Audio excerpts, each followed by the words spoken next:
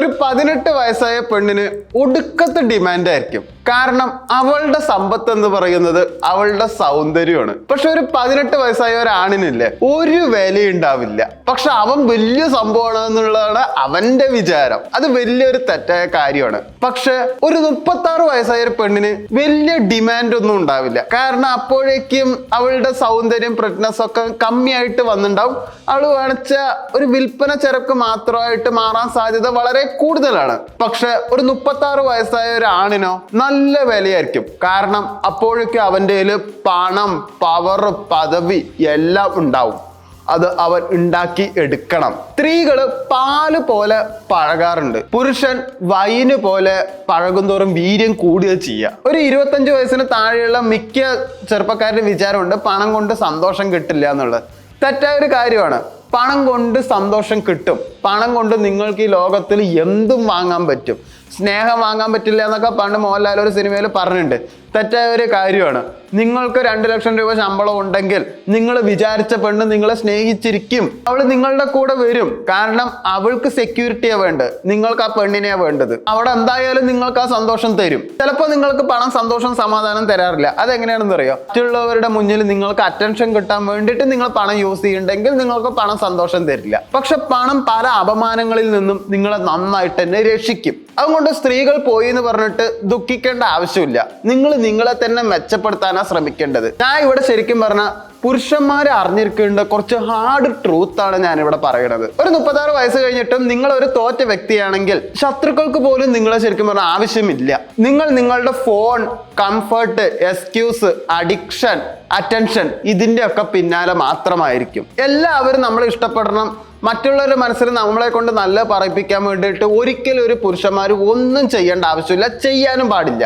ആളുകൾ നിങ്ങളെ ഇഷ്ടപ്പെട്ടില്ലെങ്കിൽ അത് വേണ്ട. പക്ഷെ അവഗണിക്കുന്നുണ്ടെങ്കിൽ അതൊരു പ്രശ്നം തന്നെയാണ്. ഒരു എക്സാമ്പിൾ, സ്റ്റീഫൻ നെടുമ്പള്ളിയെ എല്ലാവർക്കും ഇഷ്ടമൊന്നുമല്ല. പക്ഷെ സ്റ്റീഫൻ നെടുമ്പള്ളിയെ ഒഴിവാക്കാൻ പറ്റാത്ത ഒരു വ്യക്തിയായി. അവിടെ സ്റ്റീഫൻ നെടുമ്പള്ളി എന്താ ചെയ്യണത്? എപ്പോഴും ഒറ്റ തീരുമാനത്തിലേ നിൽക്കാറുള്ളൂ. അങ്ങനെ എല്ലാ ആണുങ്ങൾക്കും ശരിയാണെങ്കിലും തെറ്റാണെങ്കിലും ഒരൊറ്റ തീരുമാനം വേണം. അങ്ങനെ ഇല്ലാത്തവൻ ആർക്കും വിലയുണ്ടാവില്ല. അത് വേണിച്ച മണ്ടത്തരായിരിക്കാം. പക്ഷെ നിങ്ങൾ നിങ്ങളുടെ തീരുമാനത്തിൽ ഉറച്ചു നിൽക്കണം. നിങ്ങൾ 100 പേരിൽ ഒറ്റപ്പെട്ടു പോവാം. അപ്പോഴും നിങ്ങൾ നിങ്ങളുടെ തീരുമാനത്തിൽ നിൽക്കണം. ഇവിടെ എന്താ പ്രശ്നം വെച്ചാൽ പാവപ്പെട്ടന്റെ ഉപദേശം മാത്രമാണ് മോട്ടിവേഷൻ. മോട്ടിവേഷൻ വെറും ഒരു സ്കാമാണ്. മോട്ടിവേഷൻ കൊണ്ട് ഇവിടെ ആരും നന്നാവാറില്ല, നന്നായിട്ടുമില്ല. നിങ്ങൾ വിജയിച്ചവരുടെ അടുത്ത് നോക്കൂ, അവര് മോട്ടിവേഷൻ പറയുകയും ഇല്ല. ഇന്നത്തെ കാലത്ത് ഏറ്റവും വലിയ സ്കാം എന്താണെന്ന് അറിയോ?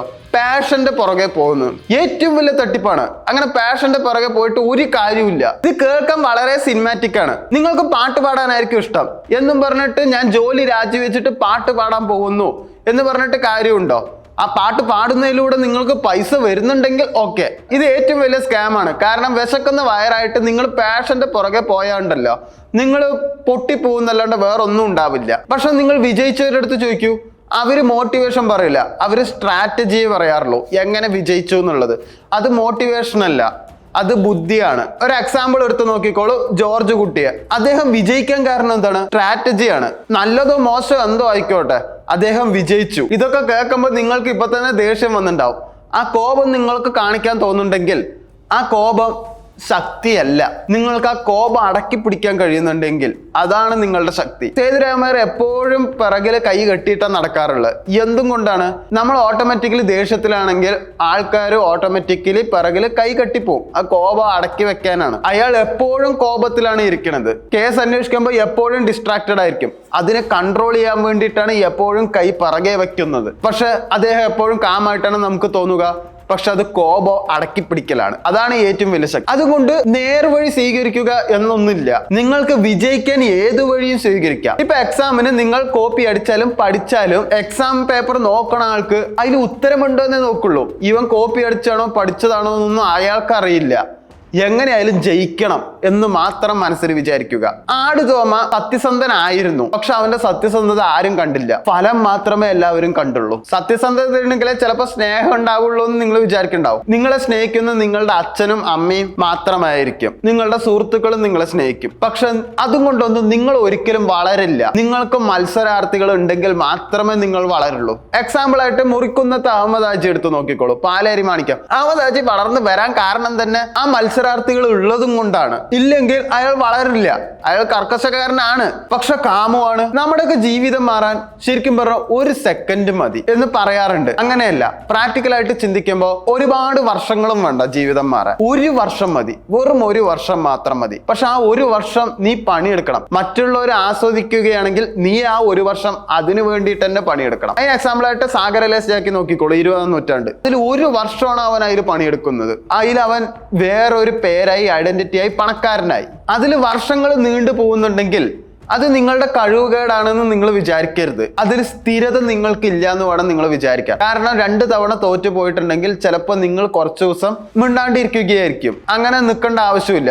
വീണ്ടും പരിശ്രമിച്ചും കൊണ്ടേയിരിക്കുക. ഇതൊരു മോട്ടിവേഷൻ അല്ല. പരിശ്രമിക്കുക എന്നുള്ളത് അത് നമ്മൾ ചെയ്യേണ്ട ഒരു കാര്യം തന്നെയാണ്. ഞാൻ ആദ്യം പറഞ്ഞില്ല, എല്ലാവരെ കൊണ്ട് നല്ലത് പറയിപ്പിക്കരുത് എന്നുള്ളത്. അങ്ങനെ നല്ലത് പറയിപ്പിക്കാൻ നിങ്ങൾക്ക് ശരിക്കും പറഞ്ഞാൽ 10 വർഷം വേണം. നിങ്ങൾ 10 വർഷം സ്ട്രഗിൾ ചെയ്തിട്ട് മറ്റുള്ളവരെ കൊണ്ട് നല്ലത് പറയിപ്പിക്കാൻ ശ്രമിക്കും. പക്ഷെ എന്തെങ്കിലും ഒരു തെറ്റ് മതി, 10 നിമിഷം കൊണ്ട് എല്ലാവരും മോശം പറയും. അതുകൊണ്ട് എല്ലാവരെ കൊണ്ട് നല്ലത് പറയിപ്പിക്കാൻ നിൽക്കരുത്. നിങ്ങൾ എങ്ങനെയാണോ അങ്ങനെ തന്നെ ഇരിക്കും. മറ്റുള്ളവർ എന്തോ പറഞ്ഞോട്ടെ എന്ന് വിചാരിക്കണം. ആ രീതിയിൽ വേണം നിങ്ങൾ പ്രവർത്തിക്കാൻ. ഇതിനൊരു എക്സാമ്പിൾ പറയുകയാണെങ്കിൽ രാവണപ്രഭുവിലെ മംഗലശ്ശേരി കാർത്തികേയൻ. നീലകണ്ഠനല്ല കാർത്തികേയൻ. കാർത്തികേയന് നല്ല വ്യത്യാസമുണ്ട്. അയാൾ മറ്റുള്ളവരെ കൊണ്ട് നല്ലത് പറയിപ്പിക്കാൻ നിന്നിട്ടില്ല. ആള് സ്വന്തം കാര്യം തേടിപ്പോയതും കൊണ്ട് സക്സസ് ആയി. അങ്ങനെ സക്സസ് ആയപ്പോൾ ആള് വലിയ കാർ വാങ്ങി, വലിയ വീട് വാങ്ങി, ബംഗ്ലാവ് വാങ്ങി, എല്ലാം വാങ്ങി. അതാണ് സ്റ്റാറ്റസ് കാണിക്കുന്നത് എന്ന് എല്ലാവരുടെയും വിചാരം ഉണ്ടാവും. പക്ഷെ അതല്ല സ്റ്റാറ്റസ്. ശരിക്കും പറഞ്ഞാൽ ആ ശരീരത്തിന്റെ ഘടനയാണ് സ്റ്റാറ്റസ്. അതായത് നിങ്ങളുടെ സ്റ്റാറ്റസ് അളക്കുന്നത് നിങ്ങളുടെ ശരീരത്തിന്റെ ഘടന തന്നെയാണ്. First impression is best impression എന്ന് പറയാറില്ലേ? ആ ഫസ്റ്റ് ഇംപ്രഷൻ നിങ്ങൾ എപ്പോഴും നിങ്ങളുടെ സംസാരവും നിങ്ങളുടെ ബോഡി ലാംഗ്വേജും തന്നെയാണ് എല്ലാവരും ശ്രദ്ധിക്കുകയുള്ളൂ. അതുകൊണ്ട് പണം കൊണ്ട് ലൈഫ് സ്റ്റൈൽ മെച്ചപ്പെടുത്തുന്നതിന് പകരം ആ പണം കൊണ്ട് നിങ്ങളുടെ ബേസിക് നീഡ്സ് പക്കയാക്കുമ്പോൾ ഓട്ടോമാറ്റിക്കലി നിങ്ങളുടെ ബോഡി ലാംഗ്വേജും നല്ലതാവും. അതുകൊണ്ട് ബാങ്ക് ബാലൻസ് നിറക്കിയല്ല, നിങ്ങൾ അസറ്റ് എന്തായാലും കൂട്ടണം. ഈ അസറ്റ് എല്ലാം കൂട്ടുമ്പോഴും നിങ്ങൾക്ക് നിങ്ങളുടേതായ സ്വന്തം തീരുമാനം വേണം. നിങ്ങൾക്ക് പറ്റില്ല എന്ന് പറയുന്ന കാര്യങ്ങൾ നിങ്ങൾ പറ്റില്ല എന്ന് പറയണം. നിങ്ങൾ ഒരു പെണ്ണ് വന്നിട്ട് പെട്ടെന്ന് പൈസ ചോദിച്ചാൽ നിങ്ങൾ പറ്റില്ലെങ്കിൽ പറ്റില്ല എന്ന് പറയണം. അവൾ എന്ത് വിചാരിക്കും എന്ന് വിചാരിച്ചിട്ട് നിങ്ങൾ പൈസ കൊടുക്കാണ്ടിരിക്കാൻ പാടില്ല. കാരണം നിങ്ങളുടെ ഭാര്യയാണെങ്കിലോ അനിയത്തിയാണെങ്കിലോ അമ്മയാണെങ്കിലോ ഇവർക്ക് വേണ്ടി മാത്രമേ നിങ്ങൾ പൈസ ചെലവാക്കാൻ പാടുള്ളൂ. അല്ലാത്ത ഒരു പെണ്ണുങ്ങൾക്ക് വേണ്ടി നിങ്ങൾ പൈസ ചെലവാക്കേണ്ട ആവശ്യമില്ല. കാരണം ഒന്ന് പോയാൽ വേറെ കുറെ എണ്ണം വരും. അതുകൊണ്ട് ഒരു ആണിന്റെ സ്റ്റാറ്റസും പവറും തീരുമാനിക്കുന്ന ഡിസിഷൻ എടുക്കാനുള്ള കഴിവിൽ തന്നെയാണ്. അറക്കൽ മാധവനുണ്ണി ഒരുപാട് ശക്തിയൊന്നുമില്ല. എന്നാൽ ശക്തി ഉണ്ടേനി, പക്ഷെ എപ്പോഴും ഒറ്റ തീരുമാനത്തിലാണ് നിൽക്കുന്നത്. ആ തീരുമാനത്തിൽ നിന്ന് വ്യത്യാസമൊന്നും ഉണ്ടാവില്ല. അതുകൊണ്ട് മൂത്തേട്ടെന്നുള്ള സ്ഥാനമുണ്ട്. പക്ഷെ അതിനെക്കാട്ടിലുപരി എല്ലാവരും റെസ്പെക്ട് ചെയ്യുന്നുണ്ട്. അവിടെ മാധവനുണ്ണി ആരുടെയും അറ്റൻഷൻ തേടുന്നില്ല. മിക്ക സ്ത്രീകളും അറ്റൻഷൻ തേടാറുണ്ട്. അതുകൊണ്ടാണ് സ്റ്റാറ്റസ് ഇടാറുള്ളത്. പക്ഷെ അതുപോലെ ആണുങ്ങൾ സ്റ്റാറ്റസ് ഇടാൻ പാടില്ല. കാരണം അറ്റൻഷൻ തേടുന്നവനെ അങ്ങനെ ആരും റെസ്പെക്ട് ചെയ്യില്ല. നീ നിന്റെ വാല്യൂ ഉണ്ടാക്കിയെടുക്കുന്നവനെ നിങ്ങളെ റെസ്പെക്ട് ചെയ്യാറുള്ളൂ. നിങ്ങൾ എന്തെങ്കിലും ഒരു കാര്യത്തിന് നിങ്ങളുടെ കൂട്ടുകാരനെ ആരെങ്കിലും വിളിക്കുമ്പോൾ അവർ സമയമില്ല, ബിസിയാണ് എന്നൊക്കെ പറയുന്നുണ്ടെങ്കിൽ അത് തെറ്റായ ഒരു കാര്യമാണ്. അവർ ബിസിയേ ആയിരിക്കില്ല. അങ്ങനെ ഒരുപാട് ബിസിയുള്ള ആൾക്കാരൊന്നും ആരും ഇവിടെ ഇല്ല. അവിടെ ഒരു കാര്യം മനസ്സിലാക്കണം, നീ അവരുടെ പ്രയോറിറ്റി അല്ല. നീ അവരുടെ ഫസ്റ്റ് പ്രയോറിറ്റി അല്ല എന്ന് നിങ്ങൾ അവിടെ മനസ്സിലാക്കണം. ഉദാഹരണം ഷാജി പാപ്പൻ കോമഡി കാണിക്കണ്ടെങ്കിലും ആർക്കും അങ്ങനെ ഷാജി പാപ്പന് വലിയ ആവശ്യങ്ങളൊന്നുമില്ല. നമുക്ക് എല്ലാവർക്കും വിജയിക്കാനാണ് ആഗ്രഹം. മിക്കവരും പരാജയപ്പെട്ടവരാണ്. ഞാനും പരാജയപ്പെടാറുണ്ട്, പരാജയപ്പെട്ടുകൊണ്ടിരിക്കുന്നുണ്ട്. പക്ഷെ എപ്പോഴും വിജയിക്കാൻ വേണ്ടിയിട്ട് ശ്രമിക്കാറുണ്ട്, വിജയിക്കുന്നുമുണ്ട്. നമ്മൾ ചെയ്യാത്ത ഒരു കാര്യമുണ്ട്, നമ്മൾ വിജയിക്കാൻ വേണ്ടിയിട്ട് വില അങ്ങനെ കൊടുക്കാറില്ല. പക്ഷെ വിജയിക്കാൻ നമ്മൾ വില കൊടുത്തേ പറ്റുള്ളൂ.